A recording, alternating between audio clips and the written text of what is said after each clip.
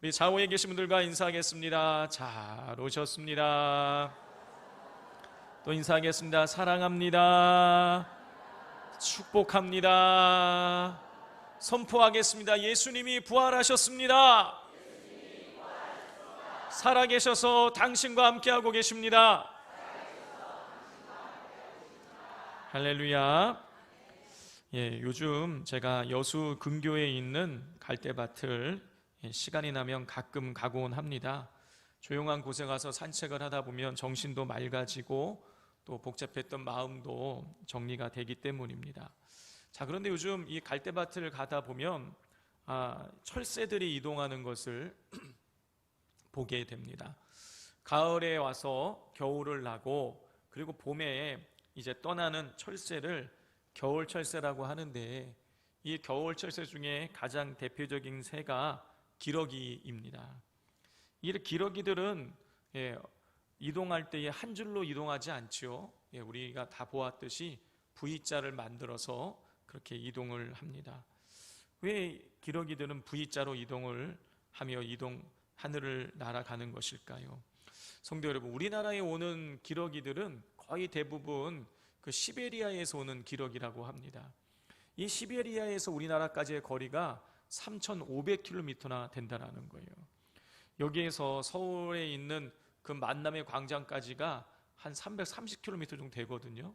그러니까 이 왕복을 10번 하는 것입니다. 그거를 두 날개로 날아서 여기까지 오게 되는 것이죠.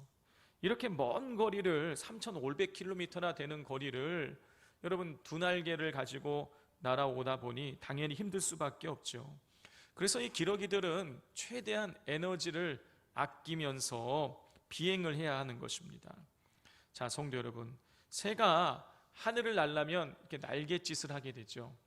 이 날갯짓을 하게 되면 이 날개 주변으로는 공기가 소용돌이 치게 되는데, 이때에 이 날개 뒤쪽으로는 공기가 위로 올라가는 상승 기류가 만들어지고, 그리고 이 새의 몸통 뒤로는 공기가 아래로 내려가는 하강 기류가 만들어진다고 합니다. 자, 하강 기류는 공기가 아래쪽으로 흐르기 때문에 이 하강 기류에 있는 새들은요, 보통보다 더 많은 에너지를 소비해야, 힘을 써야 날아오를 수가 있는 거예요. 그러나 이 날개 뒤쪽으로 생기는 이 상승 기류에 있는 새들은요, 적은 에너지를 가지고도 더 멀리 비행을 할 수 있게 된다고 합니다. 실제로 조사해 보았더니 이 새들이 만드는 이 상승 기류, 날개 뒤쪽으로 있는 이 상승 기류를 타는 새들은 자기들이 가지고 있는 에너지에 평소에 100을 썼다면 29%만 쓰면 날을 수 있다는 거예요. 그러니까 3분의 1 에너지만 가지고도 똑같이 날 수가 있다는 것입니다. 자, 그렇기 때문에 이 기러기들은 V자를 만들어서 대형을 이루게 되는 거예요. 이 날개 뒤쪽으로 또 날개 뒤쪽으로 이렇게 가다 보니 자연스럽게 V자 대형이 만들어져서 비행을 하게 되는 것이죠. 자, 그런데 문제는 이 맨 앞에 꼭지점에 있는 이 선두에 있는 기러기는 공기 저항을 있는 그대로 다 받아가지고 날다 보니 빨리 지치게 되는 것입니다. 그렇기 때문에 기러기들은 자리를 바꾸어 가면서 선두에 선다라는 것이죠. 그리고 기러기들은 끊임없이 이 앞쪽에 있는 그룹들에 있는 기러기들은요, 계속 울음소리를 낸다는 거예요. 그 울음소리를 내서 동료들이 지치거나 그리고 포기하지 않도록 격려하고 응원을 한다는 것입니다. 만약에 그럼에도 불구하고 지쳐서 대열에서 이탈하는 기러기가 생기게 되면 기러기 두 마리가 더 따라 붙는다는 거예요. 그래서 이제 이 땅에 내려가지고 에너지를 보충한 다음에 세 마리니까 지친 기러기 한 마리, 따라 붙은 기러기 두 마리. 그래서 이 세 마리가 또다시 V자를 만들어가지고 또 이렇게 비행을 해서 날아간다라고 합니다. 자, 이렇게 기러기들은 서로 배려하고 도와주고 격려하기에 그 수천 킬로미터를 날아서 우리나라까지 올 수 있는 것이죠. 여러분, 만약에 선두에 있는 기러기를 바꾸어 주지 않는다면, 또 서로 울음소리를 내서 격려해 주지 않는다면, 이탈한 기러기들을, 동료를 그냥 내버려 둔다라면 여러분 수천 킬로미터의 이 비행을 완주하지 못할 것입니다. 서로가 서로를 도와주는 완벽한 한 팀이 되었기 때문에 머나먼 여행을 기러기들은 안전하게 완주할 수 있는 것이죠. 여러분, 이러한 기러기들의 이 합력하는 모습은 하나님의 일하심을 이해하는 데 큰 도움이 됩니다. 우리 하나님은요, 하나님의 일을 하실 때 홀로 일하지 않았어요. 하나님께서는요, 하나님과 환상의 호흡을 이룰 수 있는 드림팀을 만들어 가지고 같이 일하십니다. 자, 오늘 본문이 이를 잘 우리에게 보여주고 있어요. 지난 4주 동안 우리가 살펴본 것처럼 여러분, 오늘 본문에 나오는 이 사울은 어떤 사람이었습니까? 여러분, 사울은요, 예수 믿는 사람, 핍박하는 사람이었어요.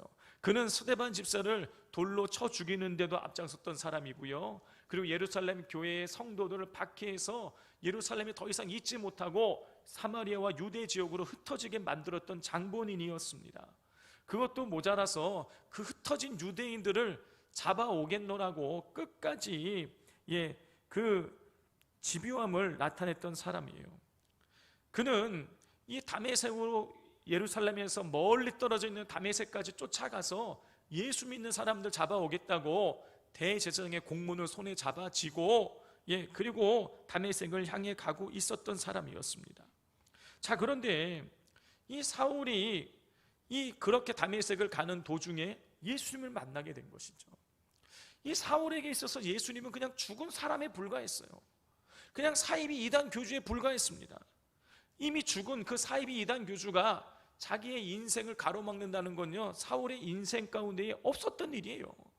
그런데 예수님이, 그 죽은 예수님이, 사울의 입장에서는 죽어있는 예수님이 자기에게 나타나셔서 사울아 사울아 네가 왜 어찌하여 나를 핍박하느냐 하면서 자기의 인생을 가로막았습니다. 강렬한 빛 가운데에 오신 예수님을 만나고 난 이후에 사울은 앞을 보지 못하게 되었어요.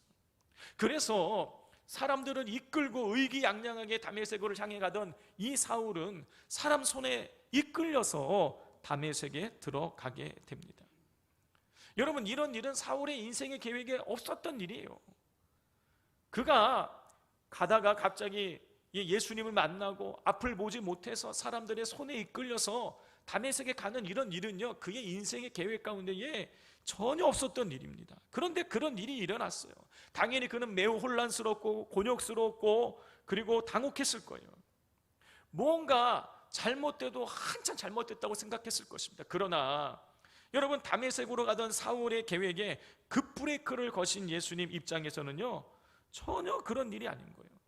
사울의 입장에서 보면 이건 너무 무계획적이고 무질서한 일이지만 예수님 입장에서는 이거는요, 너무나 명확한 계획 가운데에, 세밀한 계획 가운데에 움직여지신 일이었던 것이, 예수님께서는 사울이 다메섹에 있는 성도들을 박해하고자 하는 계획을 그냥 가로막으신 것뿐만이 아니었어요. 그를 예수님 믿게 해서 회심시키고자 하는 그런 계획을 가지고 계셨습니다.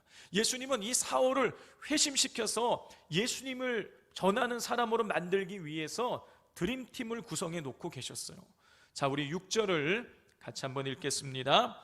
너는 일어나 시내로 들어가라. 내가 행할 것을 내게 이를 자가 있느니라 하시니. 예수님께서는요, 전혀 앞을 보지 못한 채 사람들의 손에 이끌려서 다메섹으로 가게 될 이 사울에게, 다메섹에 가면 다메섹의 시내로 들어가라. 거기에 가면 네가 어떻게 해야 될지를 알려줄 사람이 거기에 있다. 내가 너에게 너가 앞으로 어떻게 해야 될지를 알려줄 사람을 예비해 놓았다. 우리 주님께서 그렇게 말씀해 주셨어요. 예수님께서는 앞을 보지 못한 채 끌려가는 이 사울을 보살피고 회심시키기 위한 드림팀을 준비해 놓고 계셨던 것입니다. 예수님께서 준비해 놓으신 이 첫 번째 드림팀은 아나니아라는 예수님의 제자였습니다. 우리 10절부터 12절까지를 교독해 보겠습니다. 그때에 다메섹에 아나니아라는 제자가 있더니 주께서 환상 중에 불러 이르시되 아나니아야 하시거늘 대답하되 주여 내가 여기 있나이다 하니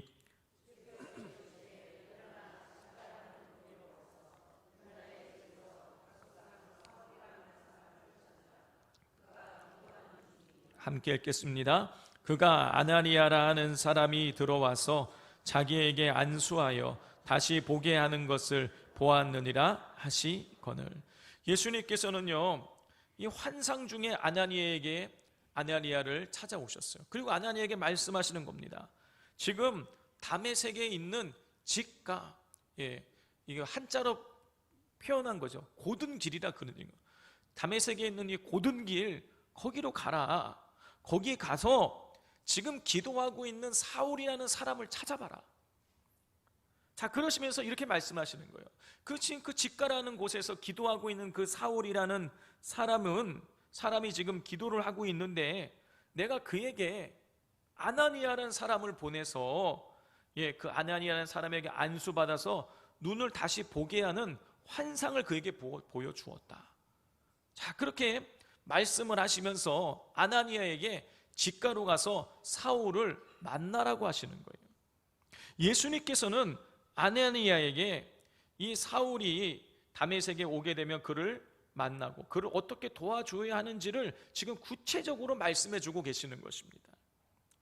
자, 이렇게 보았을 때 여러분, 사울이 예루살렘에서 230km나 떨어져 있는 다메섹을 향해 가게 되고, 그리고 다메섹 근처에서 강렬한 빛 가운데 예수님을 만나게 되고, 그래서 다메섹 근처에서 예수님 만났기 때문에 다른 도시로 가지 않고 다메섹으로 들어가게 되고, 그래서 예수님의 제자를 거기 아나니아를 만나게 됐다는 것은요, 여러분, 이거는요 그냥 우연이 된 일이 아닌 거예요.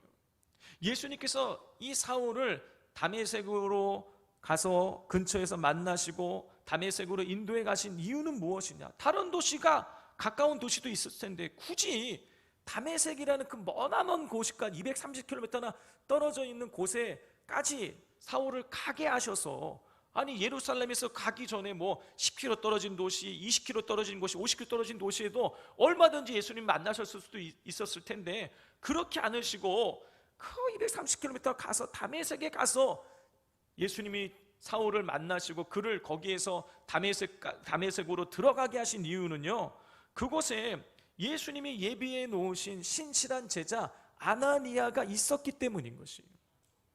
실제로 아나니아는 사울을 회심시키는 데 있어서 그 예수님의 드림팀 멤버답게 크나큰 활약을 하게 됩니다. 아나니아는 주님의 말씀에 순종하여서 사울을 찾아가서 만나고 그리고 안수해서 그를 다시 보게 만들어요. 그러나 여러분, 이 아나니아가 사울을 찾아가서 만나고 그에게 안수하고 기도하는 거는요, 여러분, 이건 결코 쉬운 일이 아니었습니다. 우리 13절과 14절을 같이 읽겠습니다. 아나니아가 대답하되 주여, 이 사람에 대하여 내가 여러 사람에게 듣사온즉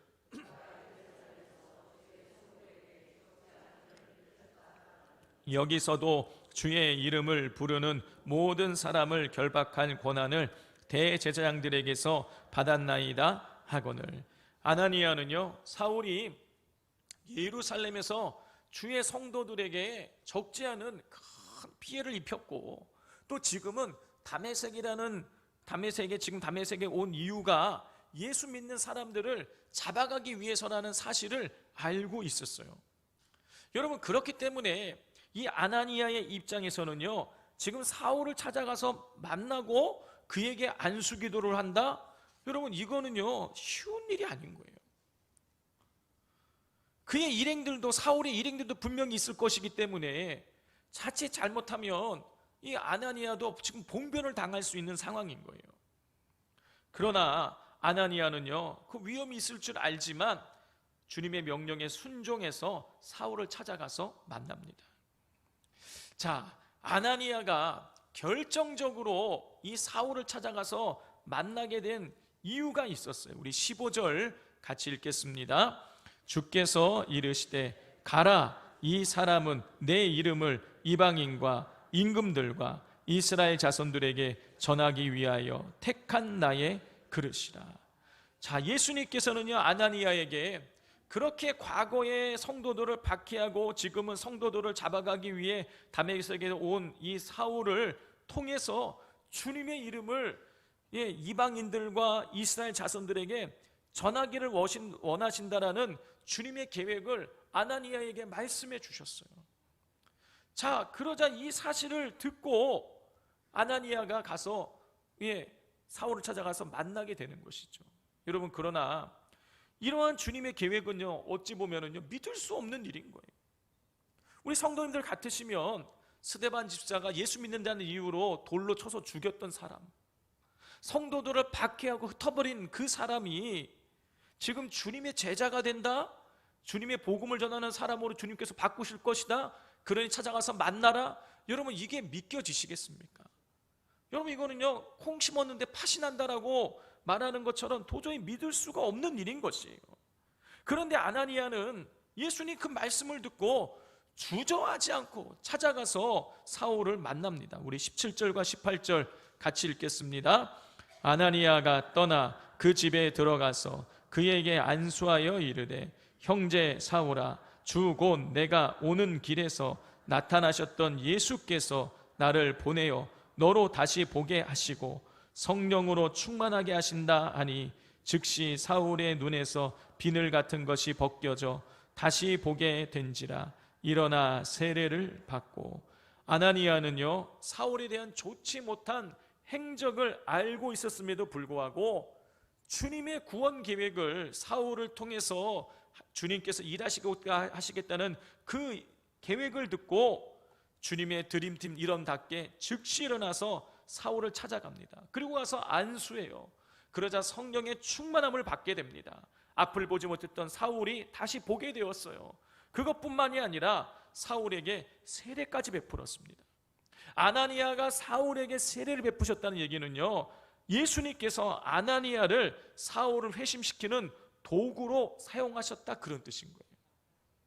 자, 이렇게 예수님께서는 아나니아라는 드림팀의 일원을 통해서 사울을 회심시켰습니다. 그리고 난 이후에 예수님께서는 두 번째 드림팀을 사울에게 붙이세요. 자, 우리 19절 말씀 같이 읽겠습니다.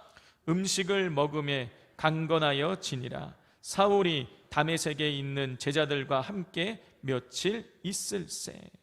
예수님께서 사울을 들어 사용하시기 위해서 준비하신 두 번째 드림팀은 다메섹에 있는 제자들이었어요. 여기서 이 제자들이란 예수님을 믿는 모든 사람을 의미하는 것이에요. 다시 말해서 이 다메섹에 있는 제자들이란 다메섹에 있는 믿음의 공동체를 의미하는 것입니다. 성도 여러분, 그런데 궁금하지 않으십니까? 저는 궁금하더라고요. 아니, 이미 아나니아를 통해서 이 예수님이 살아계시다는 것도 사울이 알게 되었어요. 그리고 안수해서 눈도 보게 되었어요. 그리고 안수받고 나서 성령의 충만함도 받았어요. 그리고 세례까지 받았어요. 그리고 사울이, 이 아나니아가 음식도 줘서 음식 먹고 건강도 해줬어요. 여러분, 그러면 다 끝난 것 아닙니까? 그러면 이제 나가서 복음을 전해도 되는 거예요. 그런데 왜 예수님께서는 지금 다메섹에 있는 제자들에게 이 사울을 보내신 걸까요? 성경을 보면 이 다메섹에 있는 제자들과 사울이 함께 며칠을 있었다라고 기록하고 있어요. 여러분, 굳이 다메섹에 있는 제자들과 그렇게 며칠을 함께 있을 이유가 있을까요? 왜 예수님께서는 아나니아만 만나고 사울을 보내지 않으시고 다메섹에 있는 그 믿음의 공동체와 함께 며칠을 보내게 하신 것일까요? 여러분, 그 이유는 사울은 이제 막 영적인 눈을 뜬 영적 신생아였기 때문입니다. 성도 여러분, 막 갓 태어난 아이는요, 홀로 생존할 수가 없죠. 누군가의 돌봄이 필요한 것입니다. 마찬가지로 영적인 신생아인 사울도요, 돌봄이 필요했어요. 그렇기 때문에 주님께서는 사울을 다메섹에 있는 믿음의 공동체에 보내셔서 그들과 함께 며칠을 지내게 하셨던 것입니다. 사울은 다메섹에 있는 믿음의 공동체와 함께 며칠을 보내면서 함께 자고 함께 먹고 그리고 함께 대화를 나누었을 거예요. 그리고 그들로부터 예수님이 어떤 분이신지, 예수 믿는 것이 어떤 의미가 있는 것인지, 예수님을 믿기 위해서는 어떻게 해야 되는 것인지를 자세하게 들었을 것이에요. 그리고 그 시간들을 통해서 사울은 자신을 따뜻하게 환대해주는 믿음의 공동체의 사랑을 느꼈을 것입니다. 더 나아가 믿음의 공동체에게 도저히 받아들여질 수 없는 자신을 믿음의 공동체의 일원으로 받아들여지는 것을 경험하게 되었을 것이에요.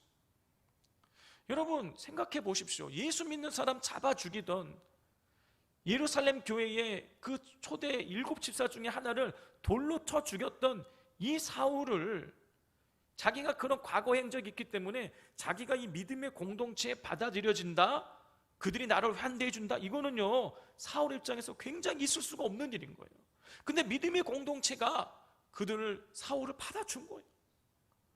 과거에 어두운 잘못이 있고 실수가 있고, 그렇지만 이 다메섹에 있는 믿음의 공동체들이 사울을 함께 며칠을 보내면서 따뜻하게 환대해주고 그를 맞이해 준 것이죠. 성도 여러분, 제가 2주 전에 말씀드린 것처럼 이 나라는 존재가 가감없이 누군가에게 받아들여지는 경험을 한 사람과 그렇지 않은 사람은요 엄청난 차이가 있습니다. 나라는 존재가 가감없이, 다시 말해서 나의 잘난 모습뿐만이 아니라 못난 모습까지 있는 모습 그대로 받아들여지는 것을 경험한 사람은요 성장하고 성숙하게 됩니다. 내면적으로 불안이 사라지고요 자신감을 얻게 돼요. 그래서 존재 자체가 달라지게 돼 있어요. 저는 초등학교 6학년 때부터 대학교 2학년 될 때까지 정말 열심히 기도했습니다. 방학 되면은 기도원에 갔고요. 방학 때만 그래서 일주일씩 가서 있고, 평일 날에도요 매일 밤마다 기도원을 찾아가서 기도했습니다.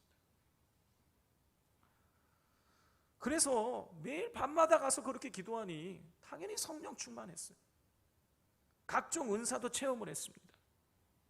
그런데 내면적으로는 늘 위축되어 있는 거예요.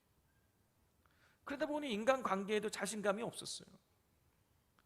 주님과의 관계도 마찬가지였습니다. 그렇게 늘 열심히 기도했는데 늘 하나님 앞에, 주님 앞에는요 늘 죄의식에 시달렸어요.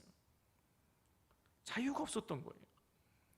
그러다가 대학교 2학년 여름방학 때에 병원 선교를 하는 그 합창단에서 수련회를 가게 되었습니다. 그 수련회 3박 4일 내내 그 선배 전도사님들, 목사님들이 오셔서 공동체 훈련을 계속해 주셨어요. 이 공동체 훈련을 하는 과정 중에 계속 자기에 관한 이야기를 계속하게 만드셨어요. 자, 하지만 항상 사람들에게 좋은 모습만을 보여야 된다고 생각하는 저는요, 저의 이 얼룩진 과거와 저의 형편없는 내면을 솔직하게 드러내는 것이 굉장히 두려웠습니다. 꺼려지는 일이었어요.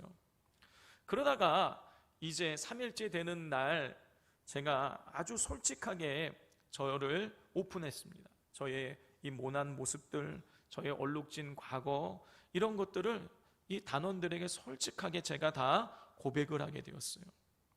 항상 밝은 모습만 보이던 제가 울먹울먹 하면서 저의 속 이야기를 다 하자 분위기가 쫙 가라앉았어요. 그 이야기를 하고 난 이후에 그날 저녁 제가 얼마나 후회했는지 모릅니다. 괜히 내 과거와 내면을 오픈해서 수련의 분위기를 다운시킨 것만 같아서 자책감이 들었고, 또 나의 숨겨져 있던 좋지 못한 모습을 알게 된 사람들이 나를 싫어하게 될 것이라는 두려움이 저를 짓눌렀어요. 그래서 그 다음날 이제 수련회를 마치고 기차를 타고 다시 이제 서울로 오는 그 도중에 제가 단원들 한 명 한 명을 찾아가면서 내가 어제 수련회 분위기를 내가 망친 것 같다, 너무너무 미안하다, 그렇게 다 사과를 하는데 정말 한 명도 빠짐없이 저한테 이렇게 이야기를 해주는 것입니다. 전혀 그렇지 않다라는 거예요. 정희야, 네가 너에게 그런 어두운 모습과 아픔이 있는지 진짜 몰랐다. 그러면서 오히려 미안하다고 그러면서 저의 모나고 못난 모습들을 있는 그대로 받아주었어요. 그냥 사탕 발린 말로 하는 말이 아니었어요. 정말 정말 진심이 느껴졌어요. 제가 이 단원들 한 20여 명, 30여 명에게 제가 한 사람 한 사람의 저를 그렇게 저의 그런 어두운 모습, 모난 모습까지 다 받아들여지는 것을 경험하고 난 이후에 여러분, 제가 변화되었습니다. 저의 전 존재가 가감없이 이 공동체에게 받아들여지는 것을 경험한 이후에 제 모든 것이 달라졌어요. 그동안 하나님과의 관계 속에서 늘 죄책감이 시달렸었는데, 이 믿음의 공동체의 사람들이 나의 그런 모습을, 허물을 다 받아주는 것을 제가 경험하게 되면서 하나님도 이러하시겠구나. 내가 이런 허물이 있음에도 불구하고 하나님이 나를 사랑해 주시겠구나 하면 그런 믿음이 확고하게 들었어요. 내가 이러함에도 불구하고 주님은 나를 사랑하시는구나는 그런 믿음이 들자 주님과의 관계 속에서 자유함을 누리게 되었어요. 저를 이 짓누르던 모든 죄책감에서 제가 자유할 수 있게 되었습니다. 인간관계 속에서도 마찬가지예요. 늘 좋은 모습만 보이려고 애쓰다 보니 사람과의 관계가 힘겨웠는데, 내가 이런 단점이 있음에도 불구하고 사람들은 나를 사랑하는구나 나를 생각하게 되니까 관계 속에서도 자유함을 누릴 수 있게 되었습니다.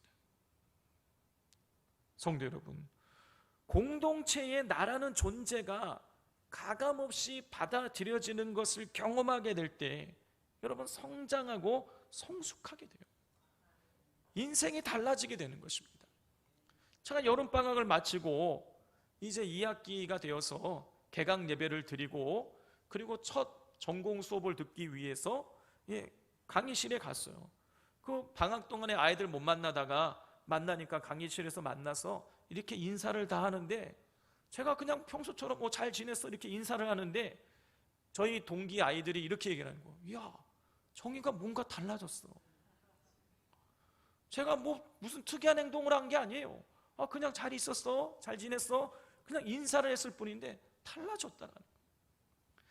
제가 속이 변하니까, 내면이 변하니까, 주님과의 관계 속에가 이 내가 변하니까 그냥 그게 자연적으로 드러나는 것이죠. 여러분, 받아들여짐을 경험하게 될 때, 공동체의 내 존재가 받아들여지는 것을 경험하게 될 때 여러분, 우리의 삶이 변화가 일어나는 것입니다. 사울이 그러했던 거예요. 자, 우리 19절 20절 같이 읽겠습니다. 음식을 먹음에 강건하여 지니라. 사울이 다메섹에 있는 제자들과 함께 며칠 있을새 즉시로 각 회당에서 예수가 하나님의 아들이심을 전파하니. 성도 여러분, 사울은요 아나니아를 통해서 안수받고 그리고 성령의 충만함을 받고 세례를 받은 이유가 아니라 믿음의 공동체와 함께 며칠을 보낸 이후에, 다시 말해서 믿음의 공동체에 받아들여지는 것을 경험한 이후에 즉시로 회당에서 예수가 하나님의 아들이심을 전파하게 되었습니다. 여러분, 이것은 우리가 영적으로 성장하고 성숙하기 위해서, 주님의 일을 하기 위해서는 건강한 믿음의 공동체가 필요하다라는 것을 보여주는 것이죠. 그렇기 때문에 예수님께서 아나니아 이후에 다메섹의 믿음의 공동체를 준비해 놓으셨던 것입니다. 성도 여러분, 예수님께서는 사울을 복음의 증인으로 사용하기 위해서 드림팀을 모으셨어요. 먼저 사울의 믿음을 온전하게 하기 위해서 아나니아를 통해서 안수하여 성령의 충만함을 받게 하시고 세례를 받게 하셨어요. 그런 이후에 믿음의 공동체를 준비하셔서 그의 지난날의 과거의 죄악까지 온전하게 받아들여 주심으로 영적인 자신감을 심어 주셔서 예수님의 증인이 되게 하셨습니다. 자, 그리고 이것을 이 아나니아와 믿음의 공동체를 통해서 변화된 바울은요, 훗날 자신이 아나니아와 같은 역할을 하면서 사람들에게 복음을 주고 안수하고 성령의 충만함을 받게 하고 세례를 주었어요. 그리고 난 이후에 사울은요, 믿음의 공동체를 만들어서 사람들이 새롭게 예수님을 믿게 된 사람들이 그 믿음의 공동체를 통해서 성장할 수 있도록 기반을 만드는 일에 힘을 썼습니다. 성도 여러분, 주님께서는 아나니아와 다메섹의 제자들을 드림팀으로 부르셔서 사울을 회심시키고 성장시키셨어요. 마찬가지로 여러분, 우리를 복음을 위한 드림팀으로 부르셨습니다. 마태복음 28장 19절 20절입니다. 그러므로 너희는 가서 모든 민족을 제자로 삼아 아버지와 아들과 성령의 이름으로 세례를 베풀고 내가 너희에게 분부한 모든 것을 가르쳐 지키게 하라. 주님께서는요, 제자들에게, 우리에게 너희는 가서 모든 민족에게 세례를 베풀고 복음을 가르쳐서 제자를 삼으라고 명령하셨어요. 성도 여러분, 우리 주님께서 우리를 복음의 드림팀으로 부르신 것입니다. 이 사실을 기억하면서 어디에서든지 누구를 만나든지 아나니아처럼 복음을 증거하는데 힘쓰실 수 있기를 바랍니다. 그리고 내가 머물러 있는 그곳을 다메섹의 제자 공동체처럼 믿음의 공동체로 만들어 나가기를 힘쓰실 수 있기를 바랍니다. 그래서 주님의 이 드림팀으로서 멋지게 쓰임 받으시면서 생명을 살리는 그런 놀라운 하나님의 일들을 감당해 나가시기를 주님의 이름으로 축복을 드립니다.